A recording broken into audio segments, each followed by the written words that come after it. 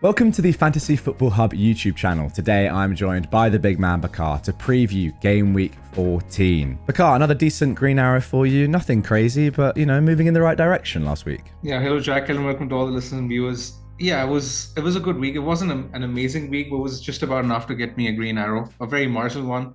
But yeah, that's four in a row now, and I'm glad I'm sort of heading in the right direction.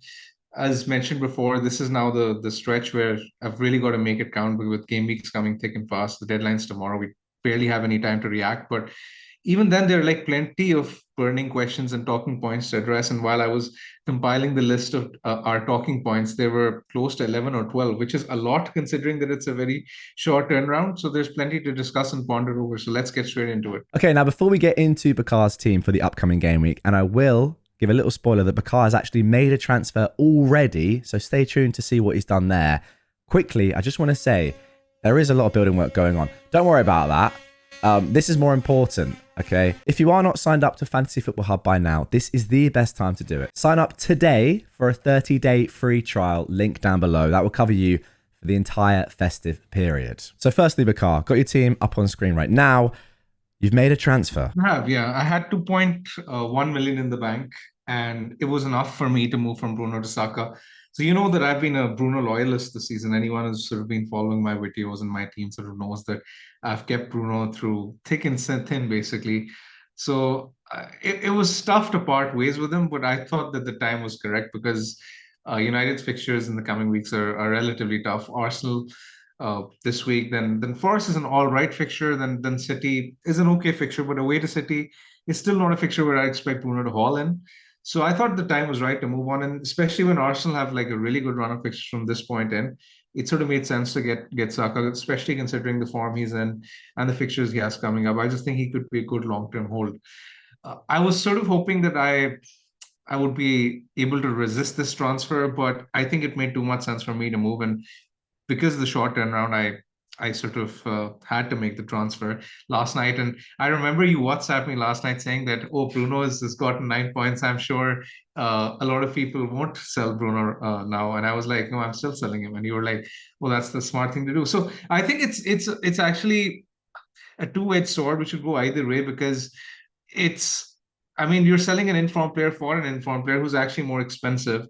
So it might not actually work out the way I expect it to, but I just think it made too much sense for me to move on. I generally play the game by fixtures anyway, and yeah, the fixtures for Bruno aren't really great at this point.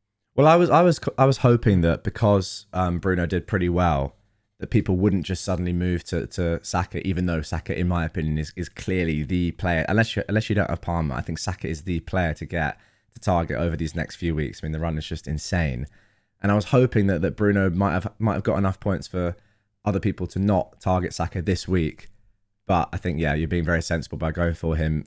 Well, just speak about it. We don't need to speak about him for too long, but yeah, maybe just him and Arsenal in general over this next run. You have three. Are you happy with that triple up now? And why was Saka such a key move for you this week? He was a key move because he crossed the rest of my team. I thought this is the only sort of position I could realistically strengthen over the next three fixtures. So a lot of people, for example, are selling Mbomo instead. I could not afford Mbomo to Saka because I asked this on my Twitter yesterday, and a lot of people were suggesting Mbomo to Saka. That's not a transfer I could have afforded, and I actually think Mbomo is actually fine for the next two fixtures anyway. This week, Villa away is not actually a bad fixture. Villa are defensively really poor these days. I would expect Brentford to score, and Mbomo could possibly involve. And then Brentford generally are good at home, and then they're playing Newcastle in Gameweek 15. So I'd expect Mbomo to retain at least one of those two fixtures. So while the fixtures for both Mbomo and Bruno are relatively toughish, I still think that Mbomo's fixtures are slightly better, and he's much cheaper. So I think selling Bruno made more sense. And as you mentioned, I mean, Saka is one of the most informed players in the league. So it just made complete sense to jump on him. Considering double Arsenal defense, I mean, I'm happy sort of keeping them for a bit, but I'm sort of skeptical about not owning Trent. And I know that I jumped on him in game week 11, but now that Bradley is ruled out, Trent is back fit, and the fixtures for Liverpool are really strong. I feel a bit scared actually going without him for this period because of double Arsenal defense and because of the fact that I've gotten Saka. I realistically won't have Trent for this game week and next game week, but from now on in, all my plans will be centered about around building towards Trent, because that's a player I just can't go without for a sustained period of time. I think I'll probably get him in Game Week 16. If not in Game Week 16, then by Game Week 18 at the max. And that's what I would recommend people to do as well. I think at this point in time, Saka and Trent are should be the two most popular players to buy on the people on people's shopping list in this period. And Bakar, what about cheap defenders? I think there's a case to be made for someone like Paul this week. I think Chelsea's next few fixtures are actually really, really strong. In fact, when you look at their 9 fixtures till Game Week 22, the next 9 fixtures, 7 of them are coming up against attacks which are in the bottom in the bottom 8 for XG, and the bookmakers are rating Chelsea as in the top 3 teams for bookmakers clean sheet probability in each of these next 7 of the next 9 game weeks. So yeah, the bookmakers think that Chelsea will do well. I think they will do well, and Colwill is only 4.5. I think he's probably the best route in the Chelsea defense. Gusto was appealing at a point, but the fact that he was benched yesterday was worrying, and I just think Colwill makes complete sense because at his price, I expect him to represent good value for money. So yeah, if you're not getting, let's say, a double Arsenal defense or Trent, then I think Colwill would be the first defender on my shopping list, especially with concerns over Dunk, because Dunk was another one I really wanted for this run, but yeah, he doesn't exactly seem to be match fit at this point. And finally, with defense, I just want to ask you about Porro because you mentioned Dunk there. A few people still have him. What are your thoughts there? I think he's a sell. I only have him at this point because I have bigger priorities in my team to address, bigger fish to fry. But I will be looking to move him on soon. I might not get the opportunity or the luxury because I don't really have too many free transfers at my disposal. But I mean, players like, for example, Flecken, Porro, and Mbomo aren't exactly players I would hold on a wild card. They're players I would look at selling if I was on a wild card. But because I don't exactly have the luxury of those free transfers, I will sort of have to make do with them. Actually, one more defender I want to ask you about, Rico Lewis. He's in the team at the moment, but City just aren't doing that well. Yeah, I mean, he's an interesting one for people who've kept him. I think there's a chance he plays this week, so he's probably a decent player to start. City defensively have been extremely vulnerable since the absence of Rodri, so they are conceding plenty of chances. But then again, there are not too many cheap defenders who appeal as much at the moment. So you can, I guess, Lewis is a way is you can probably play him this week and then look at selling him a week from now or 2 weeks from now. I just think he's probably worth holding on to for one more week. And then let me just ask you about your team. Who are you going to be starting out of your 5 defenders? Well, I don't really have much choice, do I? I mean, I'll probably be playing double Arsenal defense against United simply because of how good Arsenal's defensive underlying Yeah. data is. Uh, Flecken will start, unfortunately, against Villa. I actually don't think it's a terrible fixture because that could easily be a Brentford 1-0 or a 2-0 win.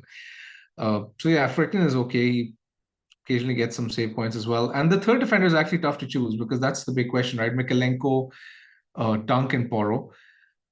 I'm not exactly confident of Dunk's minutes, so he'll probably be the third substitute in my team. I have to play one of Mykolenko and Porro. I actually think there's a good chance that that Mykolenko is benched. You know what, Jack? I think there's a chance he's benched because he was terrible against United. Wow. I was speaking to a few Everton fans and scouring through the Everton forums, and they generally believe that there's a very good chance of Patterson playing as the right back and Young playing as the left back. So in that case, Mykolenko might not play, but That's not good to hear. that's yeah, exactly. As a Mykolenko owner who's looking to field him this week, that's not good to hear. But the positive thing is that they don't expect him to come on either. So they're saying that like, there's close to like a 50-60% chance of him starting. And if he does, then that's great. But even if he doesn't, there's a good chance he doesn't come on. So I'm thinking of starting Mykolenko irrespective, and if he misses out, then Porro could come in from the bench because I don't realistically see a scenario where Bournemouth don't score against Spurs anyway. Okay, let's move on to the midfielders now. And your midfielders looking very strong, to be fair. You have Palmer, Salah, Saka in place. Just talk to me about how you see sort of the general landscape with FPL being right now. Should people be looking to sell Haaland to ensure they have Palmer this week, for example? Who do you think is the best captain out of Palmer, Salah, Saka this week? Let's just hone in on midfielders. Yeah, I think if you have Haaland at this point, I mean, it depends on whether or not you have Palmer. I think Palmer personally is the best captaincy choice this week, even better than Haaland, actually, which which seems strange because Wow. when Haaland is playing against any other team apart from the top four or top six at home, you'd expect him to be the default captain. But we're sort of living in an era where City are completely looking out of sorts, and so is Haaland. And Southampton actually have a lot of injuries. They have a few injuries, and they have three players suspended, three first teamers suspended. So I actually expect Palmer to do well and Chelsea to put on a show against Southampton again. And I think Palmer is probably the safest optimal choice. I think Salah is also fine, but I would rate the captains as Palmer, uh, Haaland, Salah, Saka in that order. Okay. Interesting. It's actually very, very similar to what the hub has in terms of predicted points. And yeah, it's strange to see Haaland less than Palmer. I mean, normally these numbers would be much higher for Haaland, around the 8+ mark for a home fixture against, as you said, a non-top 16. But Just addressing the Haaland point, I mean, long story short, if you have Palmer, I would keep Haaland. If you don't have a route to Palmer, I would sell Haaland. okay, very simple. Yeah, I like that. A word on Foden is a midfielder that some people have. Again, similar to Haaland, hasn't been doing well at all, but has a pretty decent run now.